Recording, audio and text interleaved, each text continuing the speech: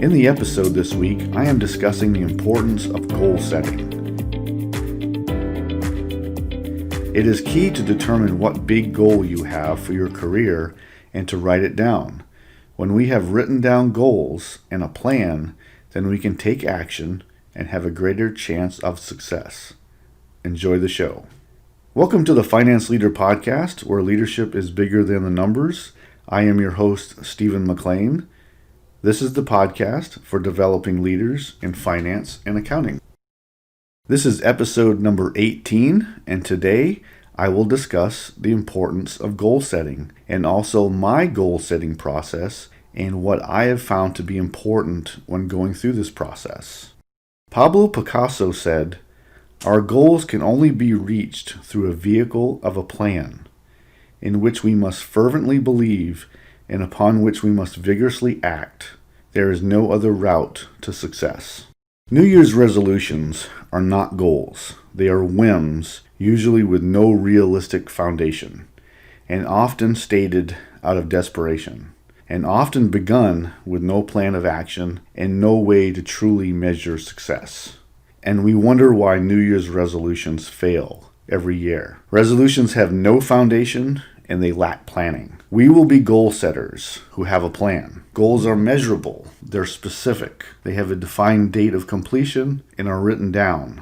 The keys to goal setting is to write them down, review often, and update regularly. For many of you as finance and accounting professionals, you want to become a CFO or even a CEO, which is great. It's fantastic. And this will take some deliberate planning and some critical goal setting, along with skills development, so that you can go to that next level. You will have to devise a great strategy, build and grow key relationships, and have a written down plan that you are continually updating. You need feedback and clarity on what you want to accomplish. Now, why is goal setting important? A goal can give us purpose and a plan of action. When you write down a goal, you have a better chance of achieving it. When we have clear goals, we have a greater chance of success. We have greater motivations when we see our actions take meaning, and we can gain confidence. Having a clear set of goals with a plan can give you an opportunity to talk with your leadership of where you want to go. I believe that if you share your goals with leadership, you will find that they sincerely want you to achieve them, that you will see that opportunities will come your way to develop and to grow and to advance. People are often afraid to share their big goals with leaders, which comes from many things. It could be a lack of trust, or we lack confidence to talk about our big goal. We may feel intimidated. We are all a work in progress. We all need improvement. So take some risk and share your goals, and you may be pleasantly surprised by how senior people will try to help you. Most want to give their advice on how they succeeded and how they advanced their career, and give you some examples from their own career of how they were able to open some doors and work with senior people as they came up through their career and how they advanced. So I am encouraging you to share your goals as you do your one-on-ones with your leadership and as you have those opportunities to talk with those senior to you in your organization. Again, you will probably be pleasantly surprised as you continue to talk about these goals that your senior leadership will think about you as they realize things are coming up in the organization, and they will remember that conversation that they had with you, and that's where doors become open. I want to share with you 5 goal setting key steps that I take when I go through my goal setting process. The first thing is establish a mindset of success, and this is a continual process. Determine what you think and believe might hold you back from accomplishing your goals. In episode 4, I talked about mindset. Your mindset determines your outcome. Your mindset is powerful, so we need to get it right so we can accomplish what we set out to do. Our mindset needs to be ready for adversity, ready for change, and ready to make decisions. We must be resilient to a competitive office environment that could derail our goals. If anything that we need to get right from the beginning, and that is to get our mindset right. It's a continual process. We need to continually assess how we are thinking, our process, our biases, anything that we believe that is holding us back, anything that we believe is going to derail our confidence and limit our success and limit our opportunities. Number 2 is that we need to ensure that we have an inner circle that supports us. This is also a continual process. It's okay for those that are in your inner circle to leave, and it's okay for you to find new people. You will probably never have a steady and constant inner circle. People change and people move on, and we realize that our inner circle isn't supporting us.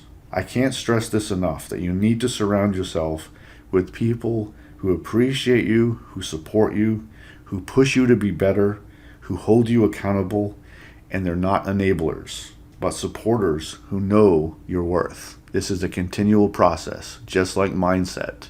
You need to continually be evaluating who you let into your inner circle. Your inner circle are the people you talk about with your goals and your dreams. And again, they should be people who know your worth, who support you, hold you accountable, who appreciate you, but they don't enable you. They also push you along and also give you the most honest feedback that you need to hear, but who also care about you, who want to see you succeed, who don't want to hold you back, who aren't working against you, but are working for you. Step number 3, and this probably is the step that requires a lot of thinking and a lot of process development, and to figure out how you want to do it. And I'm going to take you through how I do it, and that is to establish a strategy for your goal setting. This is a process, and you'll continually be updating it. And you have to be deliberate about this part of the goal setting. And this is what I like to do. I like to determine what my end state is. What is my big goal? What is going to be the culmination of my career? What is the final end state goal that I want to achieve? What do you want to accomplish in your career? And then you need to weave together your personal and your career goals. They need to be working together. You need to figure out what you're going on in your personal life along with what you're going to accomplish in your career. And you need to be talking with your significant other about what you both want to achieve. What does your significant other want to achieve also? And you need to work together and communicate together. Assess what you need to do to accomplish your goals. What experience you need. What skills do you need? What credentials that you need? What do you need to work on throughout your career so you can accomplish that big goal, that big dream that you have? Now, this next thing is to help you plan and to help you look at the long term, because your big goal and your big dream is a long-term goal. It might be 10 years out, could be 20 and 25 years out. So you need to have a long-term calendar that you can continually update and check. And on this long-term calendar, now go out as far as you think it will take to accomplish a big career goal and put it out there. If it's 20 years or 25 years or 10 years, you put it out there on this long-term calendar. Now I want you to start placing critical dates, especially if you have children or plan to have children, so you can place graduation dates, the college years, and any other critical dates involving your children, so you can understand when these critical dates are going to be, like high school graduation, college years, and anything else that your children are going to be looking at, so you can understand where the critical dates are going to be in your career and how this is going to affect you as you advance your career, and the decisions and commitment that you're going to be making. Commitment to advancing your career versus commitment to your children. You also need to place critical dates for your spouse's career so you can continue to communicate better. Communication is going to be critical. Now, this isn't necessarily a relationship-based show, but I can't stress you enough how much you need to be communicating with your significant other, and need to be talking about your goals, and need to be talking about how your career and your personal lives, how they go together,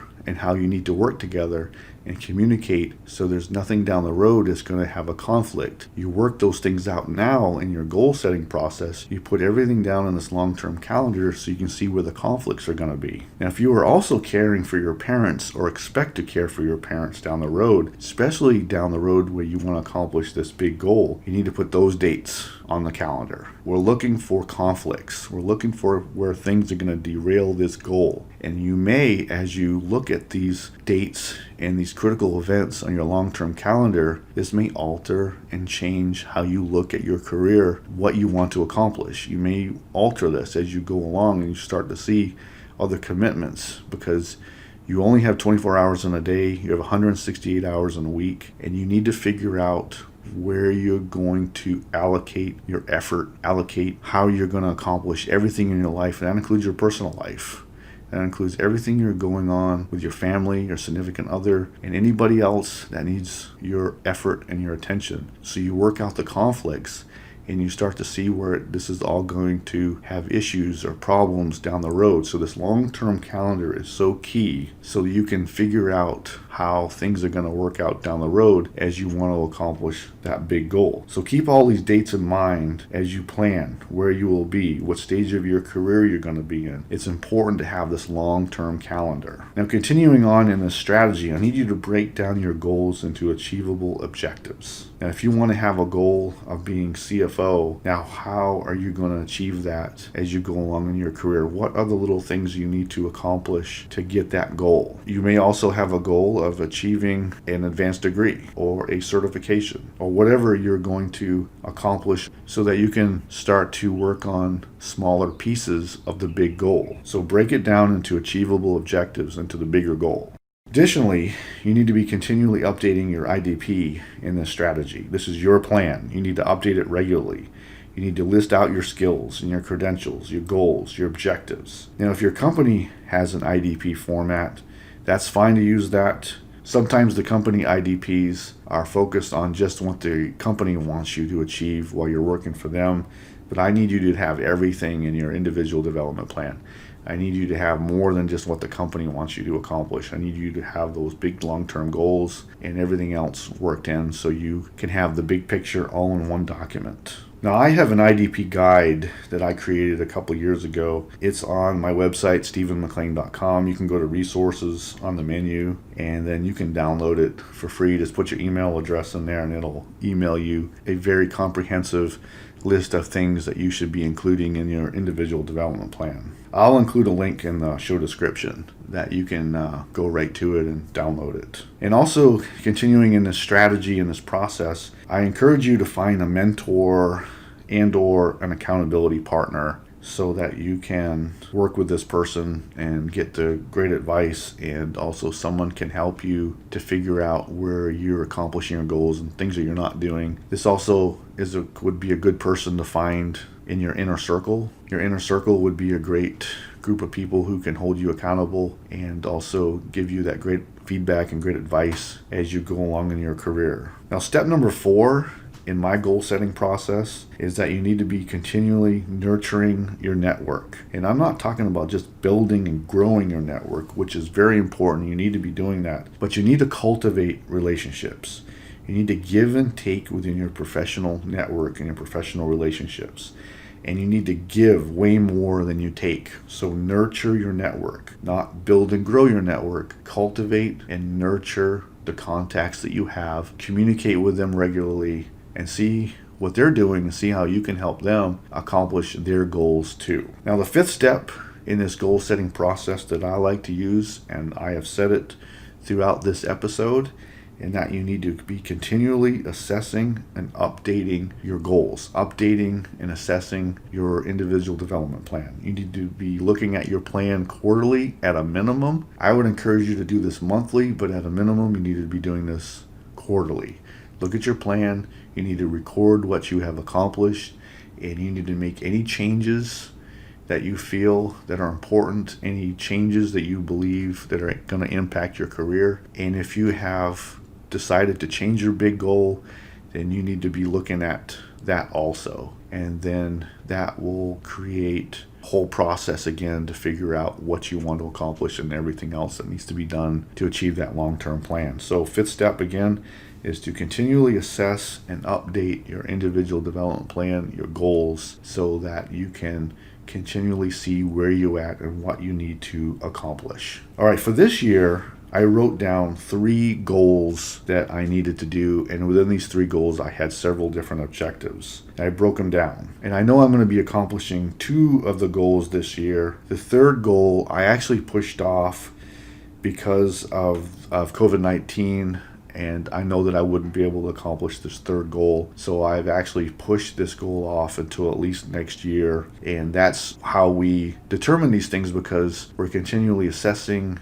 and figuring out what goals are going to be accomplished and anything that's going to hold us back or stop us. We continue to do that assessment, and then we can update our plans. And that's why this is so important to be looking at and writing down your goals, is that things happen and things change, and we're dealing with a lot of change in 2020, and that's why it's so important that you have these goals written down. You can see what you're trying to accomplish. You can see what's happening in your world, in the business world, in the organization, in your personal life, and then you can do that assessment whether you can accomplish these goals or not, and then you make the adjustments, you make the changes that need to be happening. And so you can then make the adjustments whether you can accomplish it later this year or next year, or even push it off even further. All right, for an easy win today, I want you to write down your long-term goal today and write it down in your individual development plan. I want you to be specific, and I want you to set up a plan to achieve it. Now, for example,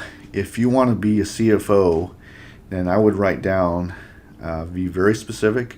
I want to be the CFO of at least a $50 million company within the next 12 years. Now you can backwards plan from that to today, assessing what jobs you need to do and what skills you need to develop, what additional credentials you need to achieve, and who in your network can help you achieve this goal. Again, today, write down what your long-term goal that you have for your career. If you haven't already, be very specific, and then go ahead and set up a plan to achieve that goal.